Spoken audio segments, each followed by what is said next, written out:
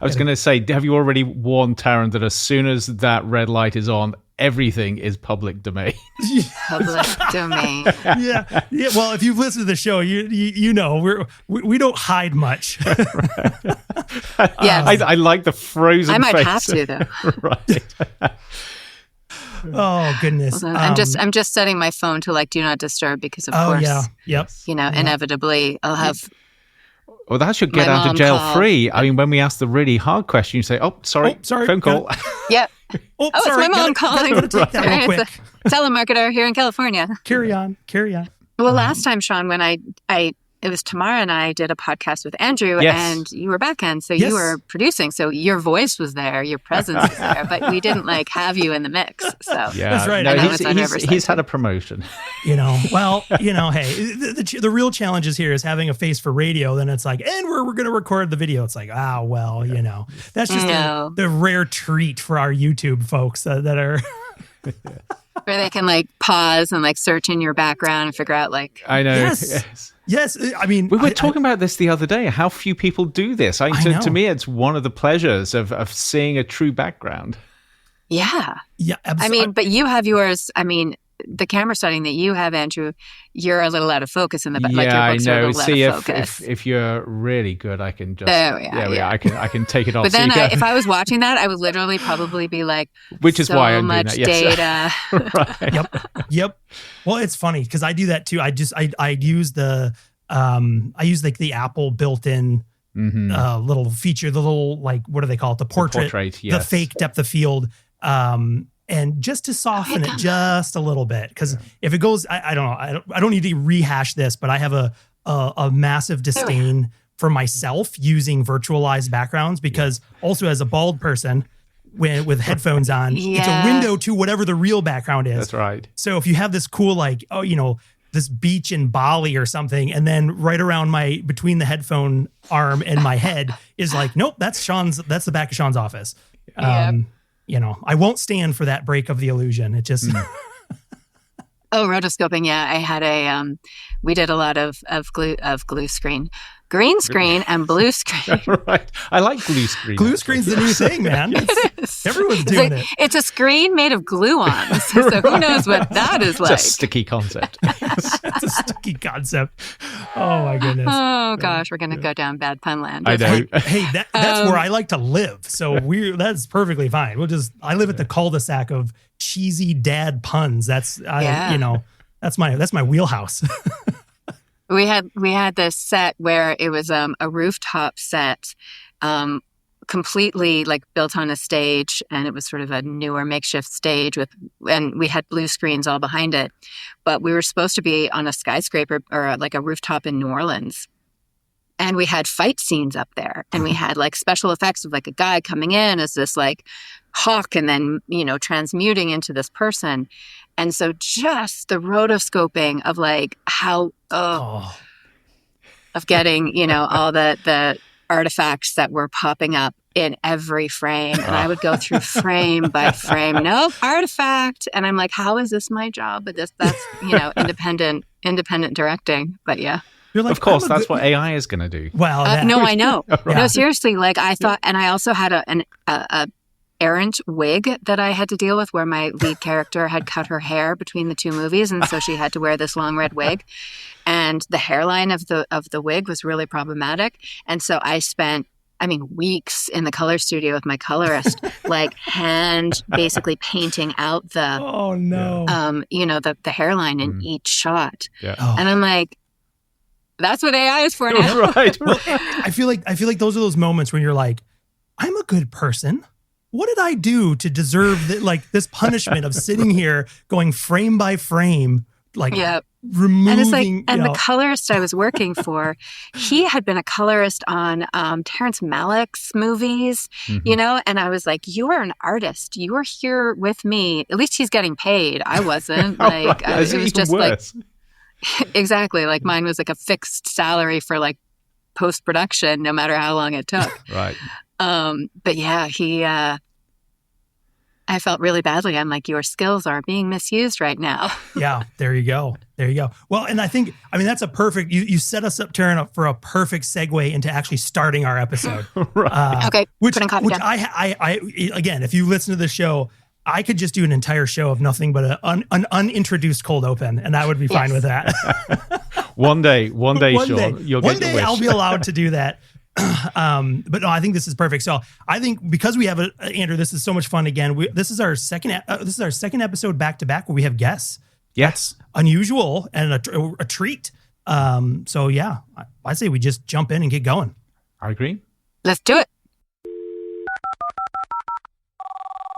Initializing waveform. Modulating signals for transmission. Exploring the possible, probable, and preferable futures. Welcome to Modem Futura.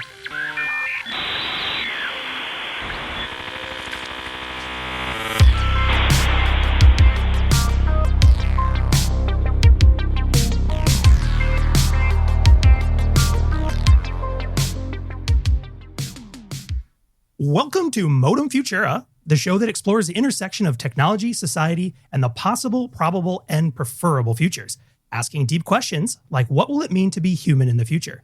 And today, Andrew and I are super excited. And I guess I always forget to introduce myself, which is the problem. Who are you? By now, everyone should know, I would hope, right? But again, I'm Sean Leahy, one of their co-hosts, joined by my amazing other co-host, Andrew Maynard. That's right. And today we are super excited to have Taryn O'Neill joining us. So Taryn, thank you for joining us. Taryn is a filmmaker, futurist, writer, and creative consultant specializing in futures-focused protopian storytelling at the intersection of emerging technologies, entertainment, and climate action. So, I mean, Taryn, you fit perfectly with us. I love it. And I just the word protopian. I mean, it is such a rich, wonderful word. Oh, Thank you for the nice intro, Sean. And I am delighted to be here. You are two of my favorite podcasters. Oh well. I'm sure you say that to all the podcasters, but thank you. Sometimes. No. But we'll take it. It only matters now. So that's and I'll be sure to put a lot of these links and things like that into the show notes, of course, but also want to specifically call out also you are the author of a LinkedIn newsletter called Future Film Fridays, which I thoroughly enjoy getting those in my LinkedIn feed and going through and scouring those. I've got one of them pulled up here too, because I was having a lot of fun going through it, and I was like, Taryn's going to be on Tuesday. This is so much fun to talk about. Taryn Tuesday. Look, there we are. I'm sorry, I'm an alliteration nerd, so I will always find one if I can. Do you also like tacos? Because then you can, there's a there is no Taryn Taco not a taco Tuesdays. fan actually. I'll eat one if you put it in front of me though. There we go. There we have it. But no, this is an absolute blast to have you join, because I think, and Andrew and I, we've been talking many times with different conversations, things we've been exploring, because we've done a couple episodes recently also just around some of the impacts of AI on creativity, intellectual property, and usually along with any of those conversations, it tends to be like, as soon as we finish recording, was like, we've got to talk to Taryn, because there's so many things of just, again, leveraging your knowledge and experience being in the industry, literally doing these things and working within this. And your career has spanned as such, where you've been doing this pre-AI and now during AI. Yes. So really fascinating also to get, perspectives, not only about just things that are happening, but also just your own anecdotal firsthand experience about how some of these tools are shaping and changing the way we do things like filmmaking, storytelling, and things like that. So yeah. I also did it pre-streaming. That's it. Yes. I mean, I really have seen it all. That's a real Taryn badge. O'Neill, 100 years old, and you don't look a day after. Pre-streaming. That's what's funny, because I just not long ago was having a conversation with my oldest child, who's 9, and was mentioning, they were like, because we did something about Netflix, and I had mentioned, I'm like, oh yeah, remember when Netflix, we used to mail you DVDs, and that was, I might as well have been speaking a different language, because there was like, what's a DVD? And what do you mean by mail? And I was like, sit down, child. There's so much here that doesn't make sense. Let me tell you a story about a red envelope that would arrive in your mailbox. Oh, dear child, it's time for a history of post-mail DVDs. But you remember how radical that was when Netflix started doing it. Oh, and it was the whole game around like managing your queue. That was like this because you only had three at a time, three movies at a time. Oh, so you had the expensive accounts, right? I had like the cheap. It was like the one at a time. So that thing was like, and then the concept of scarcity with like watching a film. There was limited quantity, so you'd have to wait for a DVD, and you're like, I know that person got that DVD and it's just sitting on their countertop. They're not returning it. Yes, you know. Oh, so I've got. We had it. No, go ahead, Andrew. No. I was going to ask, seeing that you sort of have lived through this, how has streaming actually changed the industry? And I know this must be a standard question, but I hadn't thought of this before in terms of the scarcity model of movies versus the fact that you've got pretty much everything on demand now. Well, I think streaming changed it in multiple platforms because you have sort of the platform of actors and making a living through your performance and through your residuals. Yep. So the residual structure completely changed when streaming happened because a whole new union contract had to be created. So, actors who made a lot of money back in the day, they'd make a movie, a TV series, and then the ancillary rights, i.e. the rental rights or the rerun rights, you made a lot of money that way. I mean, if you were a working actor in like the 80s and the 90s, you cleared, good six figures easily every year. And then if you did commercials, even more because commercial rates, if you actually aired, you would air it in 13-week cycles and then they'd renew you. And I mean, you could make six figures just on one national commercial in a year. So, it was because it was a scarcity model where you had a limited amount of content that advertisers could buy against. Yep. And so that was like, I sort of got in at the very, very tail end of it. And I was not even on the acting side at that point. I was working at William Morris. So I was working for an agent.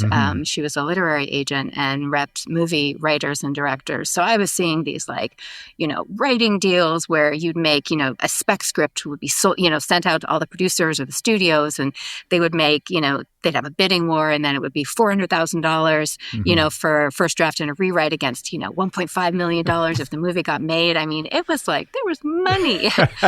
And then I actually was really involved in the streaming element, sort of the shift to streaming in the late aughts, because I was a co-producer and an actor on a sci-fi web series that was sort of one of the first scripted narrative web series to be made.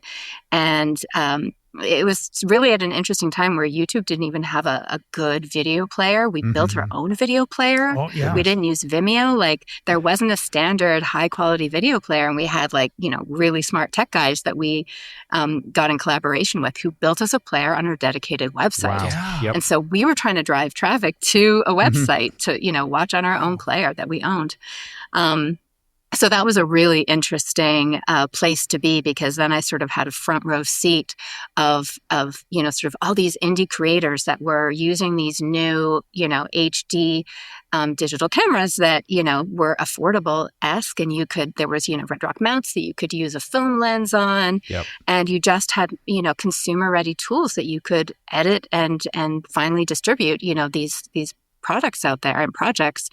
I don't know if you know the actress Felicia Day. Yes. She's big in the geek sphere, and she was a working actress more so even than I was, and she worked with Joss Whedon, and she created her own web series called The Guild, and they had sort of a fan Patreon. They were sort of one of the first narrative series that got fan contributions, and it became this worldwide hit, engendering this community. So it was kind of one of the first community-based storytelling series that was online, and it really laid the foundation for what we see now with influencer and digital content creator. Yep. So, you had obviously the actors where things changed, but then you also had sort of the studio model change as well because, you didn't have the exhibition windows as much. Right. Yep.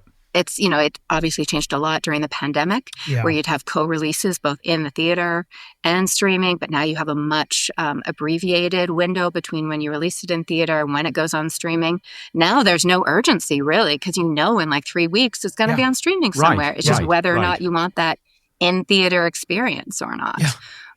Or seeing it on an IMAX screen. Right. Well, and of course, you're actually getting movies now that certainly in the States are going straight to streaming. And streaming, not screaming. Depends on the film. Some filmmakers scream because there we are, straight to streaming. Yes, yeah. And I can't remember the title of it, but there was one movie that came out internationally everywhere apart from the US recently in theaters, but in the US, Bridget Jones, I think it was. Thank you. Yes, it was. The decision was made to go straight to streaming in the US. So I know.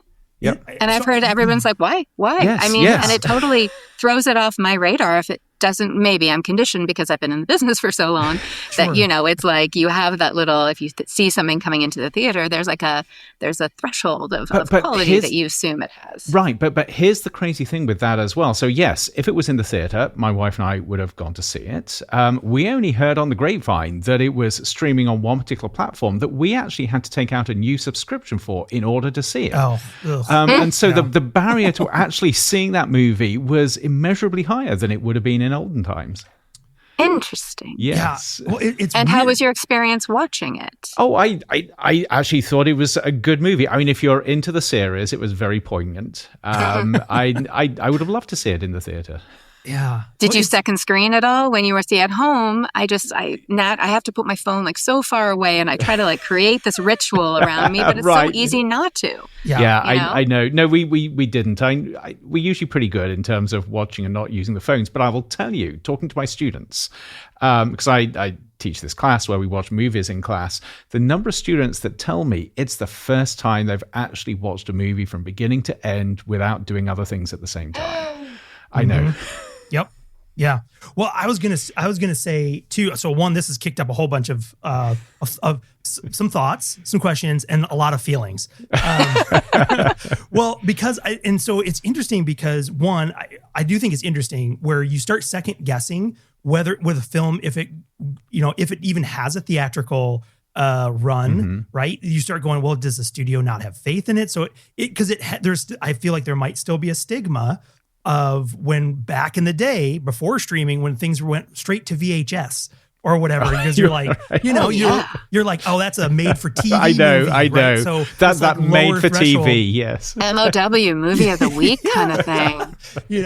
But then I'm torn because I constantly have this question that just kicks out every time is the movie theater a dying experience?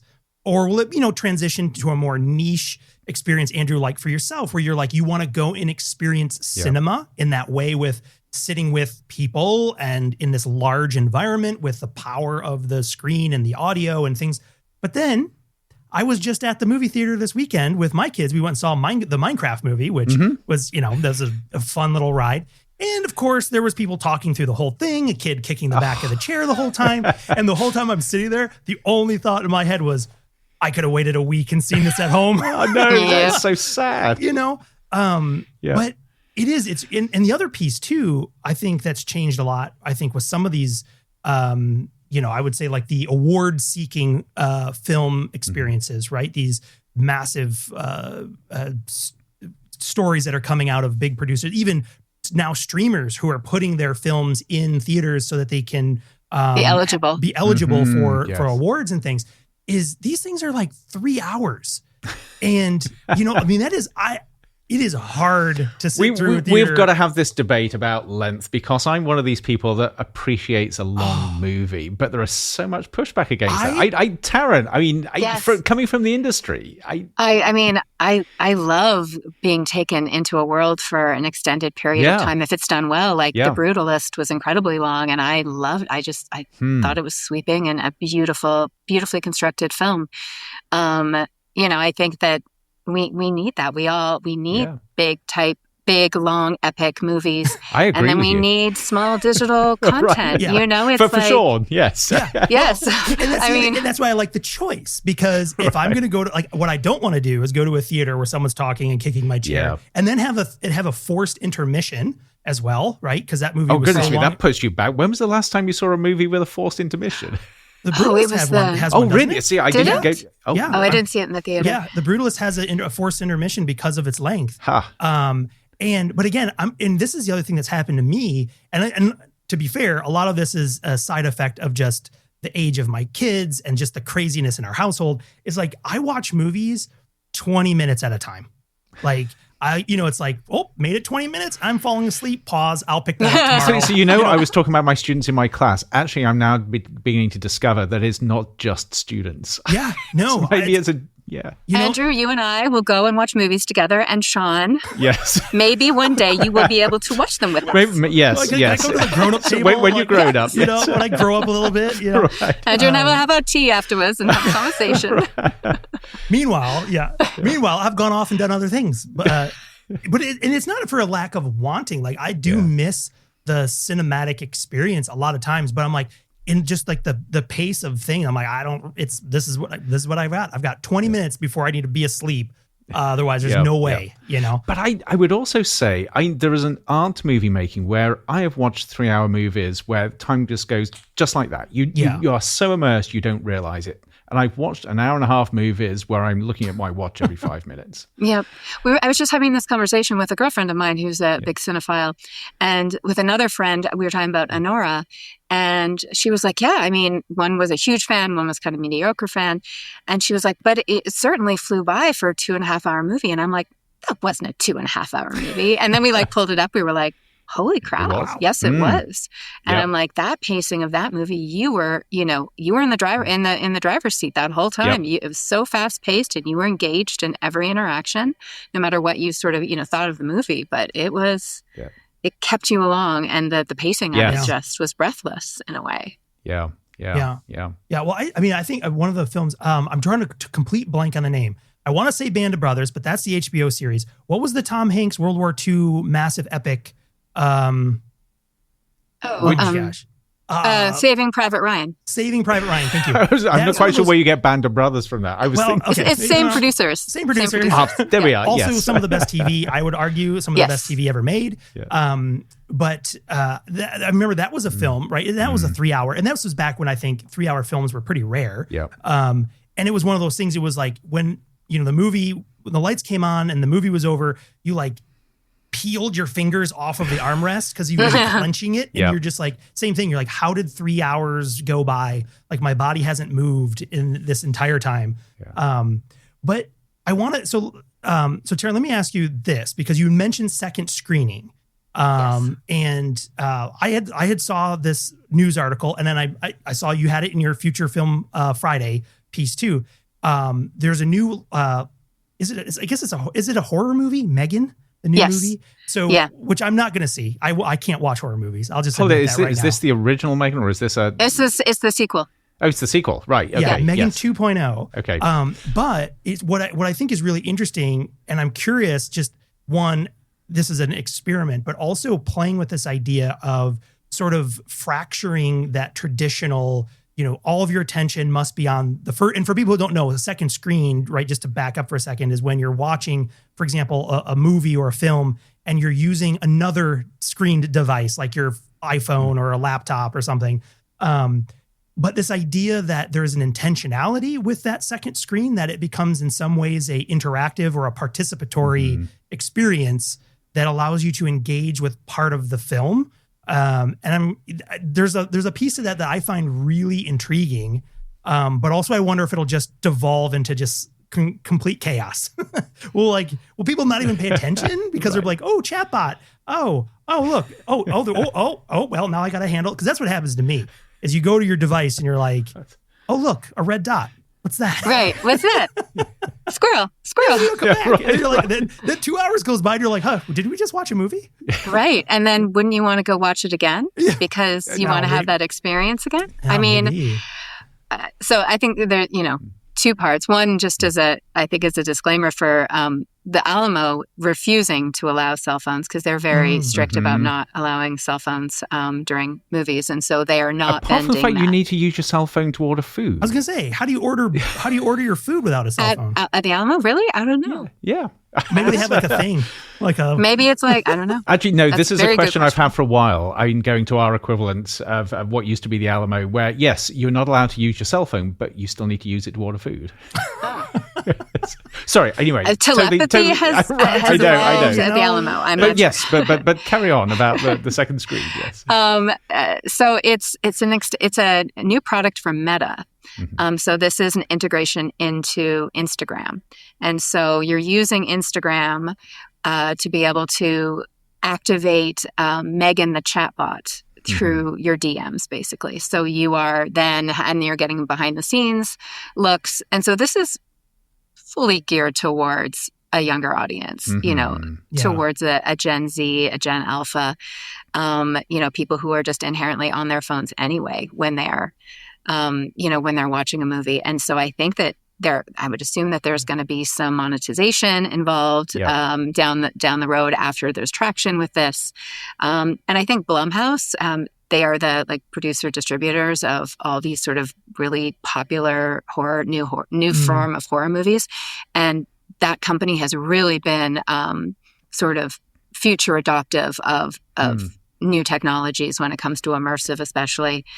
So I think that this is just them throwing something against a wall and seeing does this work with our audience? That's what I was wondering. Does it create more? If it's like a can't beat 'em, join 'em situation where it's like, let's lean in. If this is going to be if that's a kind of like the behavior that has emerged, then let's maybe try to lean into that as opposed to trying to, say, put those phones away. But how do you feel about this, Taryn? I definitely have feels about this, but I think it may just be my age. The temple of cinema is being sort of defiled. It's not only the temple of cinema, but it's the storytelling. It's almost like the attitude that the story isn't good enough, so you've got to throw a bit of candy in there to get people. Yes. I mean, I sort of always live in the gray of this because I'm so curious to see how this unfolds, because I don't think they can be predictive as to exactly how this unfolds and how an audience reacts, and then what's generated out of this interaction of the movie and the technology and the audience at the same time. So I think something innovative, just like a hallucination out of an AI, it could lead to something interesting and new. And actually, I love that connection with hallucinations actually being a positive thing, because you come up with something different. I love hallucinations. I mean, they're so fertile ground to me, where I'm like, right. The amount of times I go, when I'm working with an AI, I'm like, interesting. Yeah, no, I'm with you. Yeah. So, as a filmmaker, it depends on the story that it depends on the story that I'm telling. And I think that we're heading into a future where we're going to have different formats for different stories. Yeah. And we're still, you see of how successful IMAX was for Oppenheimer. Yeah. It was it was sold out for months. If you could get a ticket at 12:30 at midnight to go see Oppenheimer, at an IMAX, you did it. Yeah. So I think that we're just going to have new malleable formats for different types of stories and different types of experiences, looking at that, do you have a sense that there's still this hunger for a communal experience? Because, of course, even looking at sort of using your phone as well as watching a movie, you could, in principle, I guess, do that at home. But is there still a sense that doing it in a space with other people, a physical space, makes a difference? Yes. I think that even if a younger generation doesn't know it, that they are hardwired to experience story in a communal setting. And I think that when we lose that we're going to lose something really fundamental to the human experience. And so for me, it's hyper important that we keep community, collective storytelling, front and center. And however we do that, and who knows, because I haven't tried out this, integration into Instagram, and maybe they're able to also chat with their friends as well as Megan the bot, and it becomes that kind of interactive It actually sounds a little scary with a horror movie. It just sort of ups the ante. I'm not trying that. What is your friend about to do to you? I'm deeply suspicious about everybody around you. Not touching that one. But something that's really intriguing to me about that, though, is, again, this layer of, and not that all movies, I don't think all movies, I think the variety is where it'll be really exciting is to have these different experiences where, again, going back to Oppenheimer, you can have a film of, a film shot on actual cellulose again, in IMAX, and these incredible, these incredible visuals. And then something like this where you have these interactive, but it's that other space, so that second screen, but also potentially a third space of interaction. Because again, so you look at some of these films, and I'm always torn too between, look, there's a new film in this, maybe it's a certain fandom or something like that, versus these wonderful new series. So I'm always torn between, especially if it's like a character or a fan, like I said, a fandom that I'm familiar with or something. Like I would, in many ways, selfishly, I would rather a 10-part series, so I have 10 hours of character development, things like that, versus it being a one-off 3-hour movie. But even in that case, you might have the depth and richness behind this massive amount of storytelling, knowing that a lot of it gets cut and gets left out because it has to meet, it has to be trimmed down, fit all this stuff in. But that also potentially gives rise to this incredible interactive space where you can have additional content. Maybe it doesn't always need to be a chatbot where you talk to some murdering doll or whatever it is. But that you have another opportunity to engage in a deeper level than just what's on the screen. I think that could be incredibly compelling as an option or as a different way of experiencing storytelling. Because, I think about, Apple does this a lot with some of their features where they have like immersive content that's available, so you can, I think about For All Mankind, and they have these, you can pull up a virtual 3D model on your phone and explore these objects that are used in the story, for example, adding this layer that you otherwise could not get just from the screen and things like that. So the early, I agree. And there's something that'll tie back to this too, which I'll be releasing this Friday, just on my Future Film Fridays newsletter. But transmedia was sort of birthed in the early web series days, which basically was, the term used for multi sort of medium format storytelling. So you would have your, a storyline on your, on your Vimeo players there on YouTube, and then you would have an Instagram story playing out, and then you would have, like some sort of a podcast that was also informing the storyline. And so there was, it was a multi-tiered narrative experience that those early filmmakers and content creators were doing. And now they're just using more and more elevated technology to create that. So I'm really interested in this because, again, this is all quite alien to how I sort of absorb and engage with stories. But clearly, it's a thing that the people appreciate. At least I know Sean appreciates it. Is the clear evidence that this truly does sort of engage and draw in a largest number of people when you're beginning to look at these sort of multimedia or transmedia approaches? Yes. Yes, the community numbers are really substantial, and community and establishing community around pieces of IP, around content creators is really the only future right now, because we are so inundated with content. Very interesting, Before we had a siloed system from the studio system that was basically dictating what people were going to see, and you had the marketing engine that got it out to your eyeballs because there was only 4 channels or 20 cable channels, you know, and now you have to have community. That's the only way that something will get. So then, building on that, speaking as a storyteller, what are the opportunities that opens up to someone like you? I guess sort of if I categorize myself as sort of like an independent storyteller who wears a lot of hats. I think with the tools of technology, both to create content and to harness community around oneself, you basically become a self-functioning mini studio. And I think that in the future, we're going to have even more tools that puts us outside sort of the algorithm of a YouTube that, you know, is a revenue share, where we're going to be able to sort of build our own distribution network on the blockchain, you know, and if you have a community that is willing to support you, all these sort of microcosms will exist. You know, and just the barriers to entry for any storyteller these days, it just keeps traveling towards zero. Yep. Yeah. So, you can shoot a great movie on, with a few lights and an iPhone, and a good sound system, or you can create one in AI. Kling 2 just came out, and what's the word I'm looking for? Just the resolution and the character consistency, and it's super impressive. VO2 is really impressive. Okay, so that opens a whole can of worms in terms of AI and the creative arts and movie making. So you're obviously a fan in some way here. I mean, in the way that this ties into sort of you being your own studio, you being able to create your own community and your own way of connecting with people. Is this the future of AI and movies and storytelling, that it becomes an invaluable tool for liberating people? Twofold. So yes, it gives us. I remember, I live in the gray. Answer is going to hold. You're going to do it on the one hand, but on the other hand, I live in the gray. I see both sides. Right. Oh, get the phone call. Now. Hold on.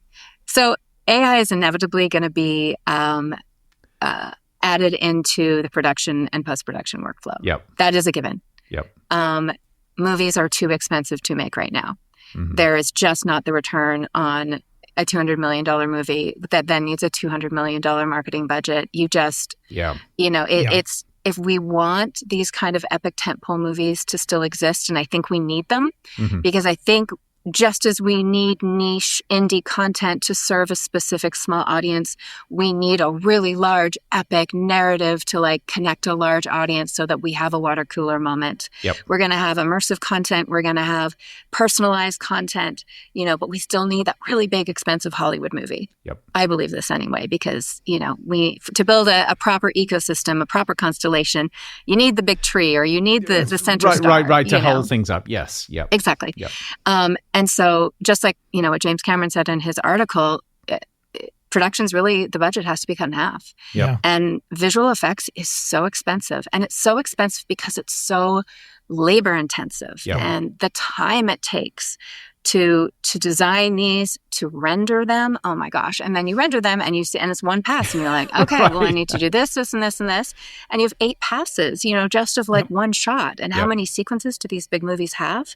Hundreds. Yep. Hundreds of shots. I mean, even just my indie, romantasy movie that had sci-fi or, action in it had 300 VFX shots. So I can't even imagine what an Avatar has. And so that's just really, really costly and time intensive. So if we can shrink the time that it takes to render and create these images, if we can create a better, more efficient way of shooting, of having data to make the schedule better and shooting days better. Yep. Then AI becomes an efficiency tool there. And the studios have been sort of speaking to, the glory of AI as an efficiency tool for a while. Mm-hmm. But then we turn and we go, okay, AI as the actual creative engine. Yep.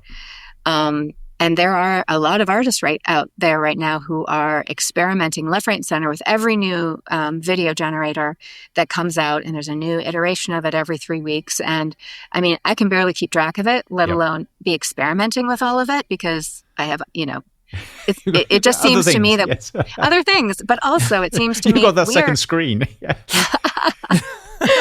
We're getting to, I'm writing, it's funny, I just finished writing a traditional movie that I want to, yes, there are visual effects in it, but I want to direct it with human actors, on a location. Some of it might be an LED, volumetric stage, just because of controlling light and an environment and whatnot. But, I love traditional movies. I mean, I'm a set junkie. I love being on set and directing. I loved being on set acting, even when I was treated, like an extra or something, which extras should not be treated poorly, but most actors are. So, I don't want to ever lose that, because that collaborative experience on a set is what makes the movie at the end of the day. Yep. It's the constraints, it's the conflicts, it's that tension, the friction that ultimately creates the art. Yep. And, you're not having any of that. You don't even know what's happening, with your diffusion model or this new model that's, rendering so much faster. Yep. So you're missing that. And yet there are people that don't have access to cameras, phones or don't have a film community around them, and they have stories inside of themselves. And they can now create fantastical worlds, and they can tell their story. That's what I always struggle with this, because yes, on the one hand, you can see how sort of these technologies potentially erode what we think is really important with these arts. But on the other hand, the fact that you have somebody who would never in a million years dream of being able to do this, they now have the ability to express what's inside them in ways that connects with other people. Yeah.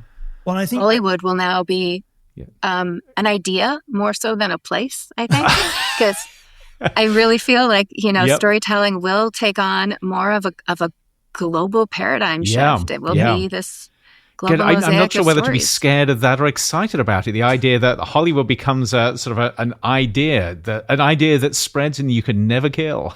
No, see, you made it dystopian now. I'm sorry. Protopian. It always ends up sliding that way. So, but, I think that's really interesting. And coming back to that James Cameron bit, I thought that was a good article that you had pulled up too. There's a variety piece sort of like going through his interview that he did on a different podcast. He turned down our request for some reason.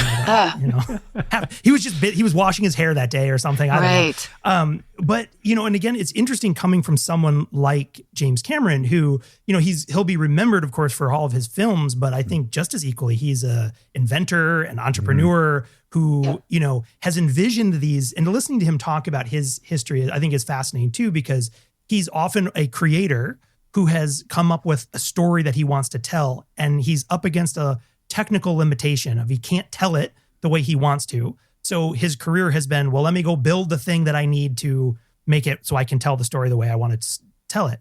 And so it's interesting to hear his perspective on that, as you had mentioned, that it's this idea of the production has to be slashed to moving that to as close to zero as it can ever go.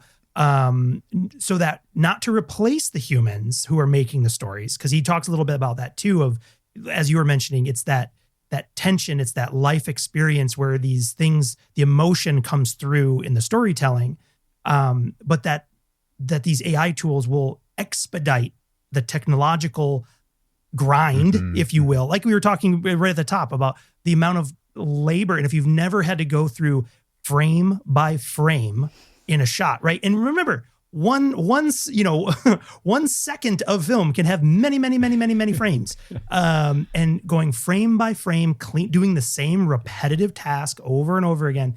Been there. And the time and money, both in terms of human and compute power that has traditionally taken, again, moving that towards bringing that down. And this is a somewhat analogous to conversations I've had around just even what we're doing right now with podcasting or with music creation, when you can break the traditional silo of access and experience that you can't play in gatekeeping, right? You can't get access to this equipment unless you tick, you were this high. You can't get access to distribution channels unless you're this high.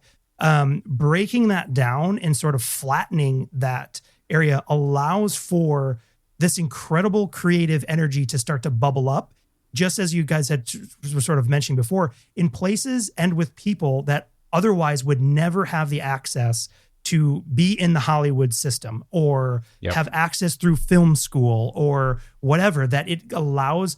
The same way that in the music industry, Billie Eilish sort of cropped up through her home experimentation and using things like SoundCloud and her laptop in her bedroom and things like that.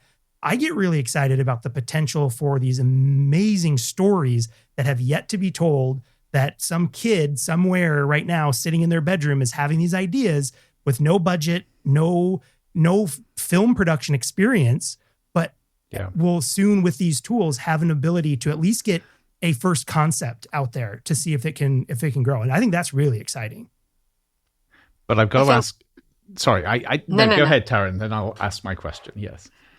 No, you go ahead. I think I would have gone on a tangent somewhere. So what fascinates me about this is I want to explore the idea of Protopia, but this feeds into it because this feels exciting and liberating and looking towards a really positive future of creativity and storytelling.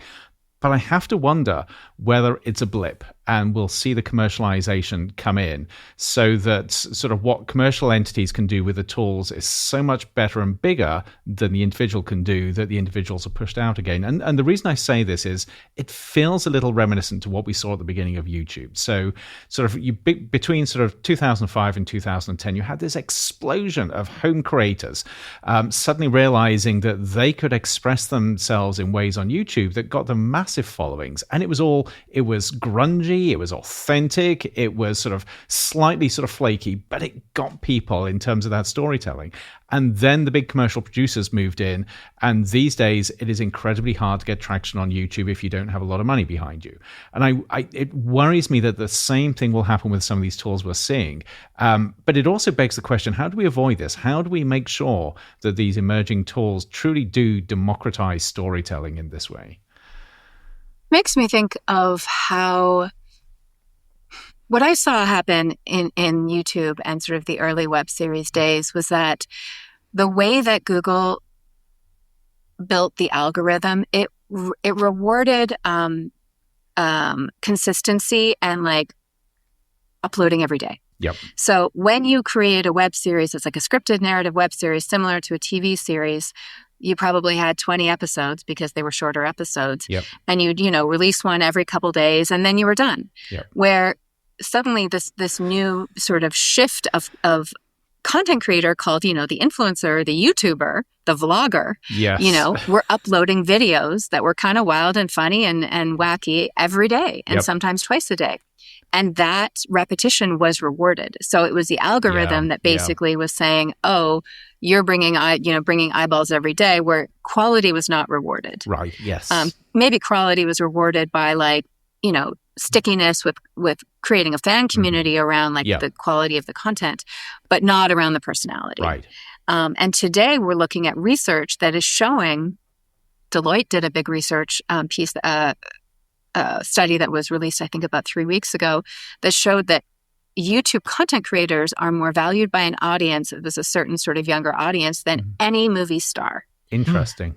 This is still the case. Yes, it's still the case. Wow. Again, community and personality. Yes. Do you hear that, Andrew? We happen to have a YouTube Which is hard channel. because, I've been in that new media space for so long, and I never took advantage of trying to be a personality on YouTube, because that's not sort of right. I'm a creator, I write and I direct and I want to tell stories in a different way. You and I missed out on that. I know. So, I think then moving forward to look at how do we, and then yes, the brands came in, because there was certainly a really robust community of us indie filmmakers who were on the web, who were, suddenly we had offers to partner up with brands who wanted basically low-cost commercials vis-a-vis branded content. And so we would pitch these ideas for 8-episode web series that had a sprite that was somehow integrated into the narrative and made it the hero product, but not like a traditional commercial. So that was God, I should respond with my team to so many of these RFPs, and then and then you saw sort of more established filmmakers and money coming in. And then you had the unions coming in and being whoa, what are you doing you can't be operating here without, under a contract. Yep. So, and then it just shifted. And that union contract that, that a lot of people were involved with in the indie space, they're of course, we don't want to price ourselves out of working. But then the big powers that be took advantage of those lower cost prices to establish the streaming contracts. Right. But that's why, we were in such a bad crossroads for the strike last year. So last year, the year before, because the baseline of those streaming contracts were so low. And so you went from a network or a feature contract, which you as an actor, a writer, director made so much money, but streaming contracts, they were for commercial actors, they were buyouts. Yep. Yeah. But, moving into the future, when we're looking at AI, I think that our world has become such a global tapestry now that, and you even look at what Netflix has done to global storytelling, where so many of these international TV series are becoming popular stateside. Yep. You can watch them, in multiple different ways, whether it's dubbed or, in the language with subtitles, and they're making international content mainstream. Yep. And you have a lot of these AI studios that are being formed, AI, only creative studios that are in the UK, that are in Belgium. They're abroad, and a lot of the talent is coming out of Asia and Ukraine.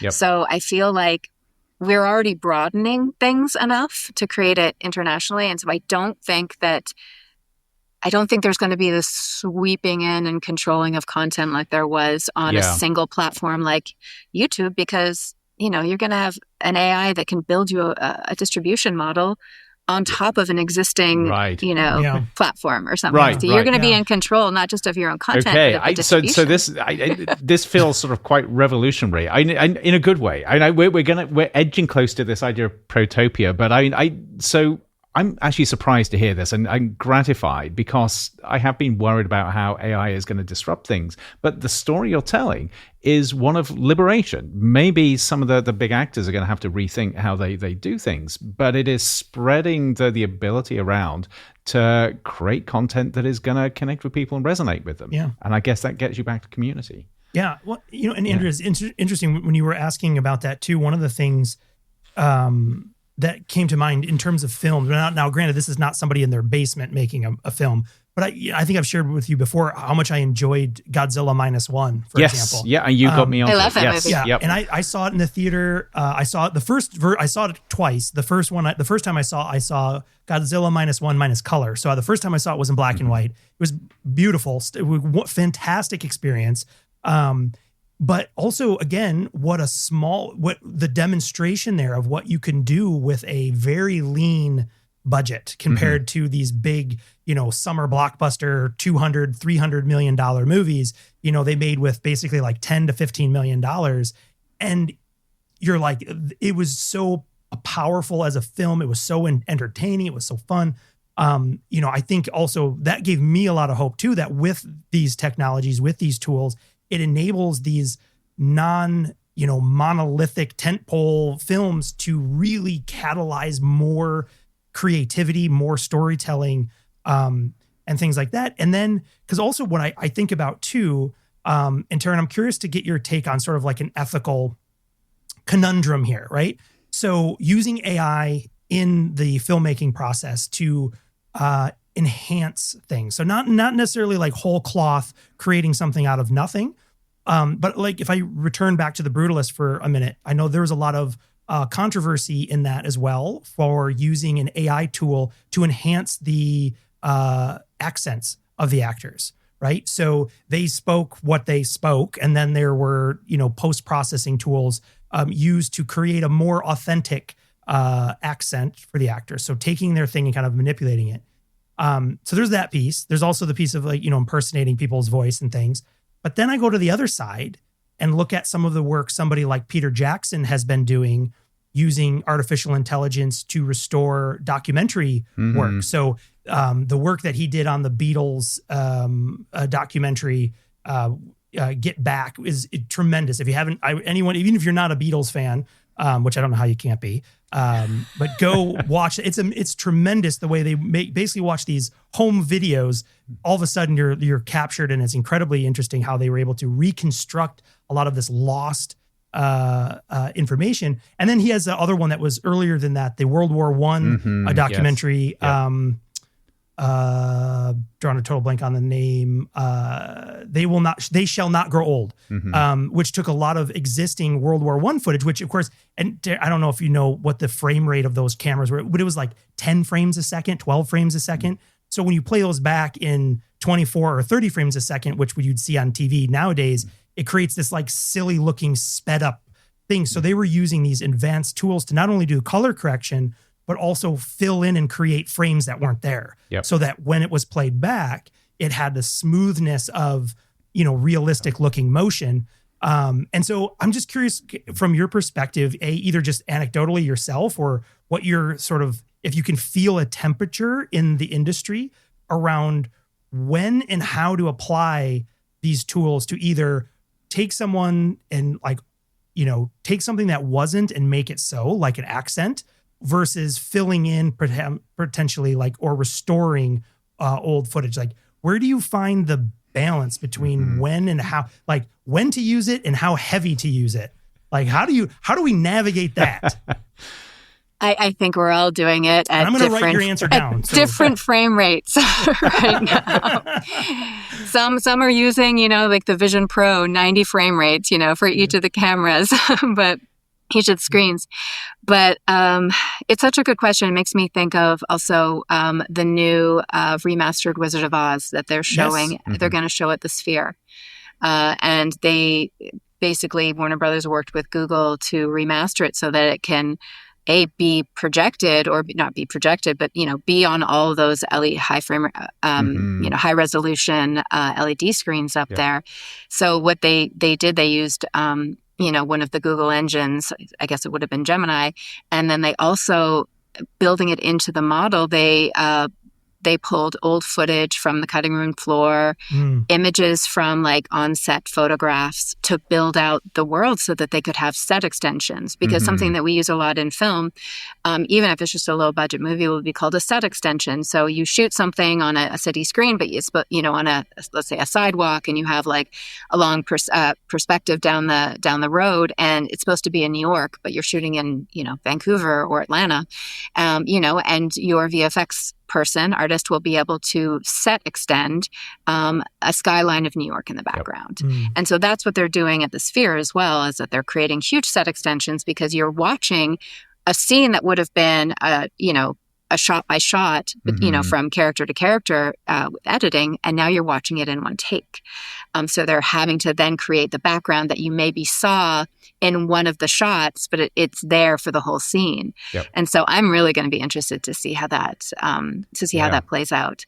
I think that you brought up the word ethics, Sean, and when it comes to sort of all that discussion of using it to restore or to augment in post-production, it really comes down to sort of how these models are trained, because I'm all for use it. If it's going to help your production, if it's going to make the actors' Hungarian accents just that much better because they only had 2 weeks of prep, yes, do that. That only improves the time it took for them to get that movie, made. And that's just going to be the little final icing to help it. I'm all for that. And there may be some people listening to this who are screaming at me and say I'm, a traitor to my industry. But send your mail to us. We'll take care of it, Taryn. Don't worry. Right. Thank you. And for, restorative purposes,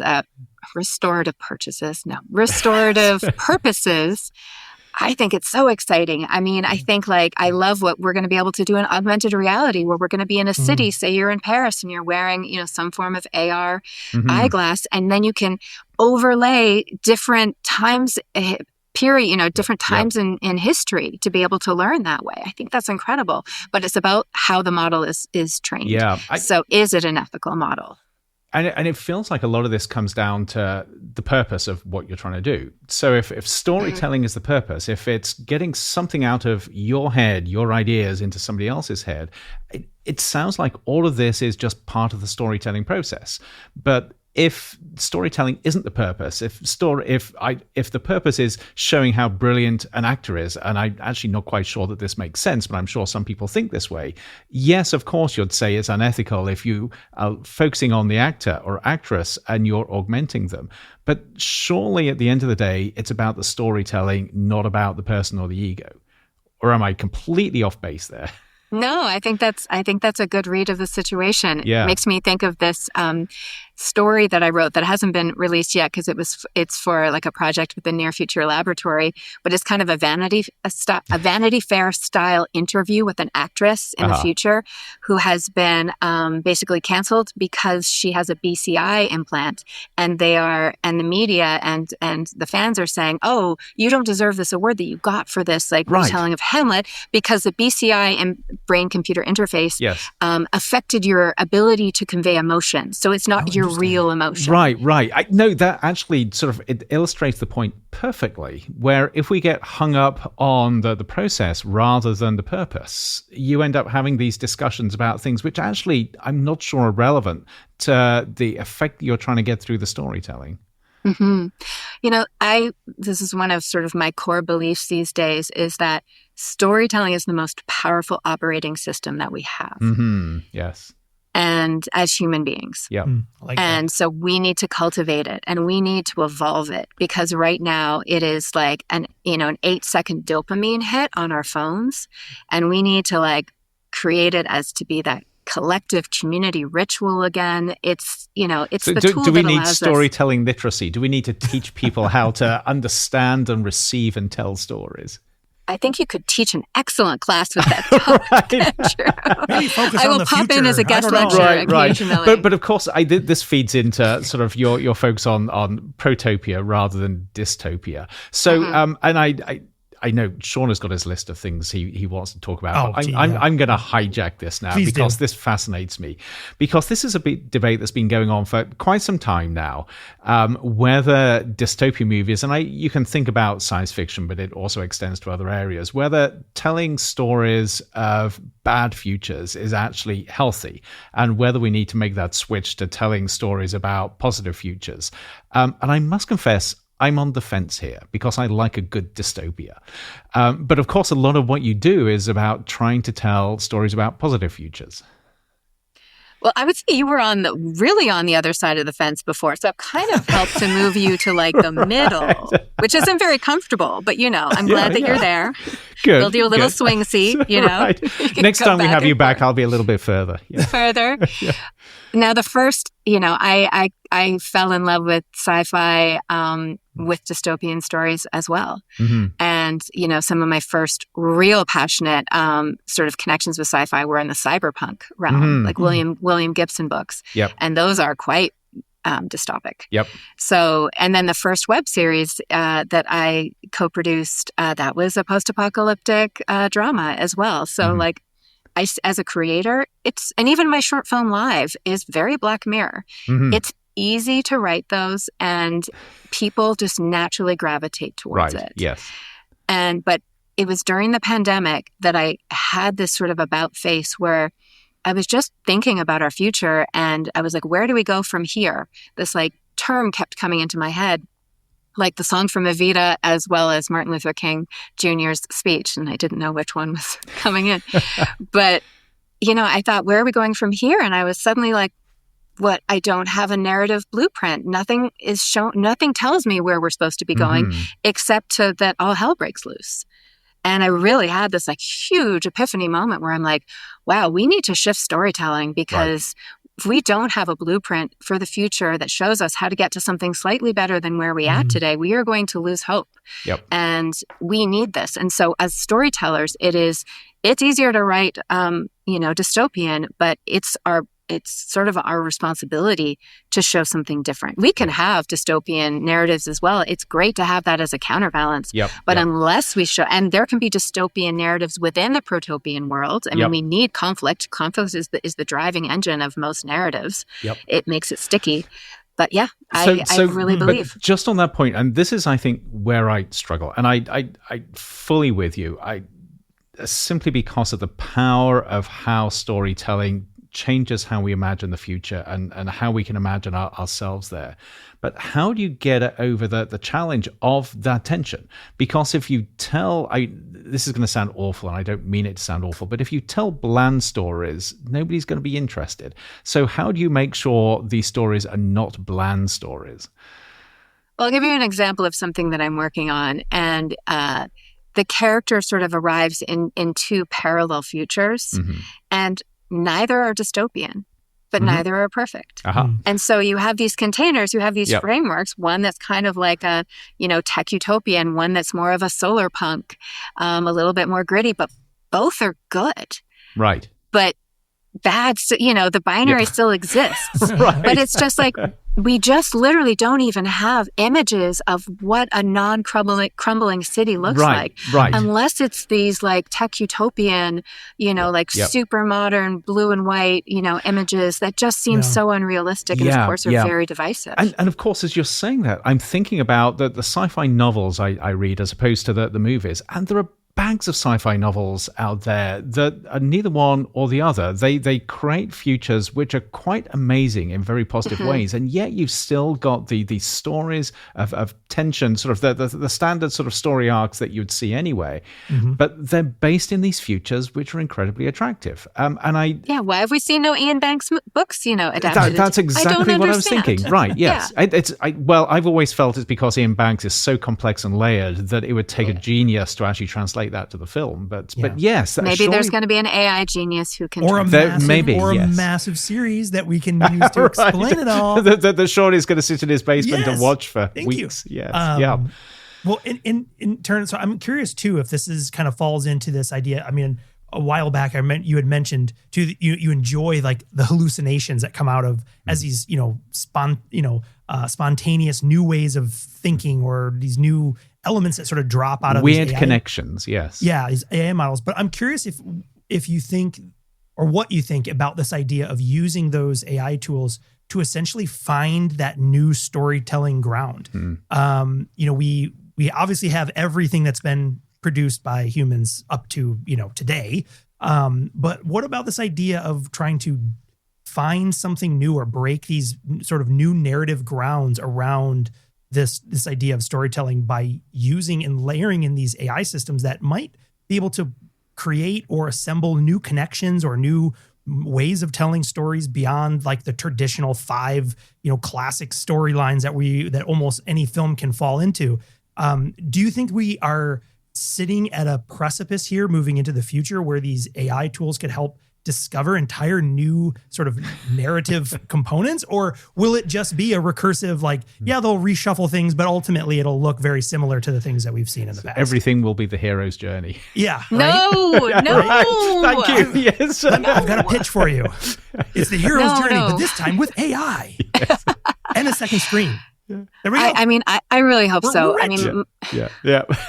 My passion, as a creator and as an impact creator especially, is like, what are these new formats for storytelling to empower stories, to empower communities around them? Like, we need new formats. And so, yes, I'm all up for collaborating, mostly, preferably with humans, but also using AI tools to do this. And I constantly push my interaction with it whether it comes to story structure. I taught a class at a fellowship that I was a part of about 3 years ago about like re-envisioning the structure of storytelling of movies and eschewing the hero's journey, this linear arc.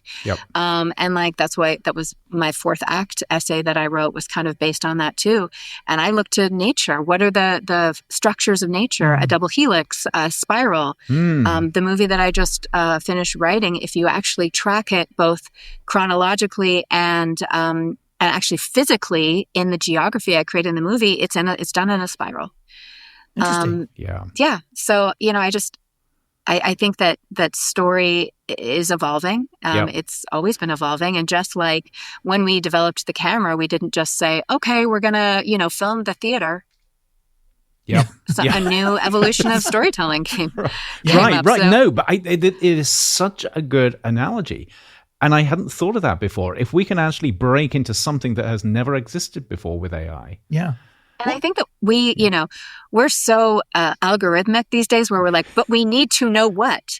Yeah, right. The journey is in the process right now. Yes. And what's important then in this process are, what are the guardrails? How are we protecting people's jobs? How are these models being trained ethically? I shout out to the Asteria and Moon Valley Company, who I've heard, I know that the video generator model that they are releasing is ethically trained. It's called Maria, and I can't wait to try it. And they will be a power player, no doubt. Yeah. Wow, that's fantastic. So one of the things that gets me thinking about, and it's a little weird, so hold on. Oh, I go weird, Sean. I'll go weird. Ready. Hold on. Yeah, it's okay. So, because one of the things I think has been sort of kicking around in terms of just like new media production for quite some time is this idea of looking for what would come next to essentially replace the traditional linear storytelling, right? Thinking about how we have, so if you think about, for example, just written text in through digital mediums, we have hypertext, this ability to link through things. So kind of, pulling back the Vannevar Bush sort of ideas of we can go and sort of navigate through stories or content or whatever in a nonlinear fashion. You can jump through things. You can visit one part. You don't have to consume things. So if you think about like hypertext, I would think of a website. You don't have to consume written content in a linear fashion, like a book. You can jump around. You can jump around. But then how could that translate into audio, video mediums as well, layering in this idea of storytelling? I mean, without story, it would just be potentially just chaos, right? You're just getting random bits. But I think for the first time, with these tools, with AI capabilities, I'm really starting to wonder about this potential for creating nonlinear storytelling in this way. And you could, listening to you just now kind of talk about how these, you were mentioning like the double helix, and I started thinking about, what about this cool like chirality of things where you have these mirrored things that can never come in contact. But just again, opening up a completely different way, knowing that we have the technologies that we do. We have traditional screens, we have these second screens, third screens, immersive content, all these different elements. And I feel like there's so many of these threads out there that it's waiting to be woven together in this really transformative new way of creating storytelling in a nonlinear fashion. And what might that, I'm just like, I don't know. What does the future look like? Yeah. But I mean, I find it fascinating that you could, you would be able to jump through a story in a nonlinear fashion, almost like a complete choose your own adventure, but like a video game in the story or you go. Minecraft. That's where I was going with this. It sounds like you're talking about complex video games, but of course the question is what comes after that, or what comes bigger than that? Yeah. Well, I think the foundation is what already exists in sort of our video games. And you have, these video game engines that are just so robust now, and these 3D worlds that you can create in them. But now, now you can basically render some sort of a, image in Midjourney, and then you're going to be able to turn it into a 3D environment. And then that 3D environment is going to be rendered in your Vision Pro.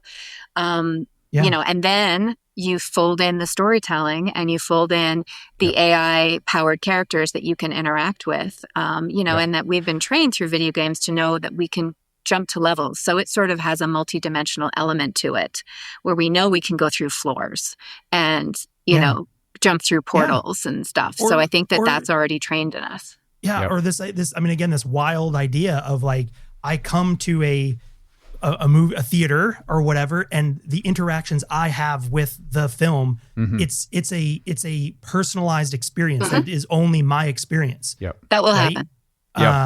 People are talking about that. And then suddenly we realize this has already been happening. We are in the simulation. I know.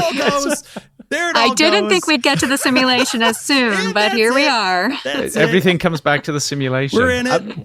But especially if you think, I mean, this pushes it even further there. So traditionally with storytelling, that the whole story is being crafted and then it is presented to people. I mean, even in a complex video game, somebody has just sort of thought about the multiple pathways you go through it, but all of that has been set. But now with AI, we are almost at the point where the story can be generated on the fly. Yeah. So as you started, just like in real life, absolutely nobody knows where that story is going to go.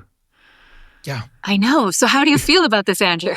Well, there's part of me that's really excited. There's part of me that feels exhausted because how on earth am I going to find the time and the energy to do all these things? But this may be our future jobs, though. I mean, we may have to. This is, because everything will be automated to a certain point, so we have to play a game to be able to, make income. Like there's something embedded in the game. Oh wow! No, you're going to dystopia there, which is not good. Well, when it's a post-scarcity model. And you're got your universal basic income, and you've got nothing to do all day long. You can play this immersive storytelling experience. No, but I can see. I mean, I can actually see very clearly sort of where people sort of are finding that sort of downtime where they're not sort of creating value by working, but they're creating value through these sort of other experiences. I can see sort of on-the-fly storytelling, especially within communities, being incredibly powerful. What happens when there are 10 of you experiencing the same environment and nobody going into that knows exactly where that journey is going to end up for anybody? I can imagine there are a lot of people that would be absolutely awed and thrilled with that sort of experience. And I can see it being incredibly generative as well, in terms of you learning stuff about yourself and the others within your community along the way. That's a beautiful point. Yeah.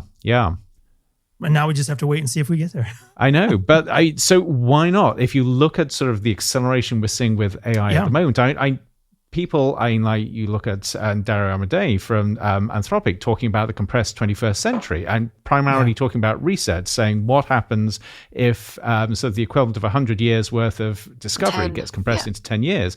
What happens if the next 100 years of cinema or storytelling gets compressed into the next 10 years? I mean, what we're talking about now is likely to be the first 2 or 3 years, never mind 10 years out. Yeah. I always think, though, when it comes to storytelling, the thing that's really important to me as a storyteller is embodiment and somatic experiences. Right, yes. My body and my interaction with emotions and the environment around me is what really informs my creativity. I always turn to that statement from Otto Scharmer, who's like a MIT researcher and head of the Presencing Institute, that the future arrives first as a feeling. And I truly believe that. And then my body and my brain will translate that feeling into an idea, into, a picture that then sort of motivates my creation. And so, I think that there's two parts there. There's always two parts. One is like, what does embodied AI look like, especially in the creation space? Yes. There's like videos out there of Boston Dynamics Atlas being a camera operator on set, which is a little crazy, but functional and can go and lift things that, a normal camera operator can't. But like my DP was my camera operator, and the nuance that he had to capture that little moment. And when he would see me move my hand just the tiniest amount, in the corner of his eye, he knew just to adjust. Like we had this, this unspoken dialogue going on. Would I have that with Atlas, the robot? Right. Even if it was artificially intelligent and had all the sensors in the world? Yeah. Probably not. It couldn't read me, read my pattern, but not read me. Or even if it could read you, you would not be able to read it. Yes. Right? Correct. So even if it could do that, right? The breakdown there would be like, we can't process because it's all hidden behind a creepy robotic shell. Which brings us back to what actually does it mean to be human in this future, where we are engaging with machines and AI at such a deep level. Sort of what is it that is special about us to us that we need to preserve in this future? Yeah. That is the question. It is. That is like the Shakespearean question, and I think initially it was, there's no way that an AI can experience emotion, and that it can only extrapolate into the future. It can't experience the future in the moment to be able to, project it. But then, we will get embodied robots that are artificially intelligent, and will they be able to sense the way? We don't know yet. I mean, see that's it. Or will they experience things in a different way to us? Will it still be a meaningful experience to them? Right. And what does that mean? Thing that I think a lot about, I was having a conversation with somebody who's a big agent in Hollywood, and he works in the digital space, and he's big on AI as like a translator, because AI translates any language, any modality, any subject. And now we have this ability to use natural language to create a video or an image in not Midjourney yet, but all these new models, like the new OpenAI one. I mean, having a conversation to adjust my image and create character consistency is like, this is crazy. Right. But Shakespeare in the Park.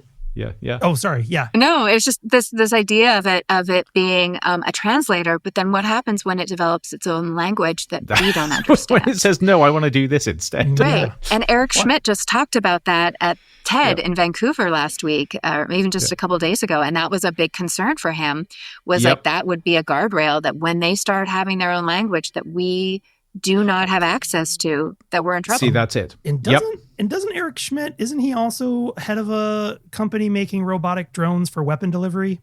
Oh, is he Anduril as well? I think so. I don't know. I just always knew him as Google. It wouldn't surprise me. Yes, But the language and communication thing, I think, is critically important, because even if you're still having AI and machines that are just emulating sort of certain attributes of humans, as soon as they begin to sort of form worldviews and communicate with each other in ways that we simply cannot comprehend, you're beginning to get an alien sort of form of, not life, but an alien entity.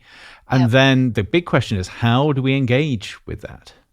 What does that future look like? Yeah. You're going to be going down to Shakespeare in the Park. Yeah. Watching these robots, silently perform, but yet delivered right to your headphones. Well, I'm actually excited about this future. I like the idea of AIs that have their own sense of self-identity. It's a challenge to us, to our very essence of who we are, our humanity, to how we actually respond to that and how we build relationships with something that is not us. There's a beautiful, beautiful short story that is I'm sure you're familiar with GRIST and the Imagine 2200 initiative that they have. Yes. And one of the stories I just read a couple weeks ago was a love story between, an AI robot and his human lover. And the AI robot was finally disintegrating a bit. And so there was this process he had to go through sort of to give himself over ultimately to nature and to recycle his materials. But it was happening sooner than, his 150 years was supposed to. But it was so beautiful and it was real. It just felt like, I could imagine this being the case in 100 years. And it's just this framework of it was so touching. And I know that, ASU and the Center of Science Imagination, they put out so many great stories that sort of show this future world that we can be having this discussion in, but the world around us is still a little bit better, and we're all okay. We're just still having these discussions. Yeah. And I that actually feels like a beautiful place to end, sort of coming back to storytelling as a way of actually envisioning futures as they could be and inspiring us to work out how we actually get to those futures. Yep. Exactly, I love the cone of possibilities. Yes. Yeah, there we exactly are. It. Yeah. Exactly somebody, then, I was teaching a class last week. I was guest lecturing at USC for my Duke in LA. I went to Duke, and they have a Duke in Los Angeles Hollywood program. And I offered up this idea of what is the future you are envisioning right now for 20 years from now? When you wake up, what does your world look like? It's up to you. You're in the driver's seat. Decide right now. And they were like, what? I get this choice? And I'm like, yes, you do. You have an imagination. Right. And I'm like, cognitive, as a species, we have this ability to imagine the future and to extrapolate from the past. And it's the most inspiring, incredible thing. And just this realization, this empowerment, giving them agency to imagine what they could want is so big. Yeah. That's amazing. That's a great way to. That's a great way to end. I love it. I love it. And Taryn, and thank you so much. I just looked at our recording clock, and I'm like, we may have just set a record. I don't. I'll have to check. That felt like a Nora, where it was like 2 minutes. There we are. Yes, it was a good movie. Okay. And no one, and a testament. No one had their second screen up, being like, Or I'm just really good about like not showing it. Yeah. Well, that's true. You can't see my screen. I'm an actor. Fantastic. Well, this is a lovely conversation. Thank you so much for having me. Thank you so much for joining us. So Taryn O'Neill, actor, writer, creator, new media producer, and I stole this line out of your LinkedIn profile. Just an all-around badass. I like it. That's thanks. I try. So I'll put a whole bunch of the links and stuff that we were talking about. I'll put those in the show notes. Anything else you want to plug or put in, or you want to send me any links that I can put into the show notes where people can find you and your work? I just always like to plug the short film that I did with ASU last year, and it's about positive climate futures, and it's called The Assignment. And my partner and I, Tamara Krinsky, we're developing an educational workshop based on it. And it's sort of, it shows the core and the root of why I do what I do. No, and it's a beautiful short, so everybody should watch it. Yeah, fantastic. Awesome. Well, Andrew, thank you again. Thank you, and thank you, Taryn. That was amazing. Great. Thanks, Andrew. Wonderful. Yes. And big thank you to all of our listeners for sticking with us and having a lot of fun with us as we go through a wild, as promised, it's always a wild ride. And so, Taryn, thank you so much for joining us. We'll have to have you back anytime we start talking about just all these cool things, because it's such a blast to be able to have these conversations with you. So it would be my pleasure. Fantastic. Well, thank you, everyone. And like I said, I'll stuff as much information as I can into the show notes so you can get more information and click on all the things and follow everyone and do all those kind of social behaviors as you yourself contemplate what will it mean to be human in the future with new storytelling and all these new ideas to keep you up late at night, perhaps thinking about all these cool things. And yeah, we'll see you on the next one. Demodulating signal. Modem Futura is a production of the Future of Being Human initiative at Arizona State University. Be sure to subscribe on Apple Podcasts, Spotify, or wherever you listen to your favorite shows.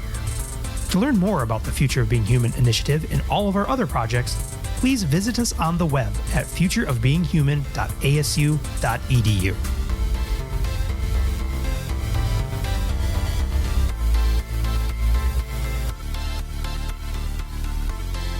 End transmission.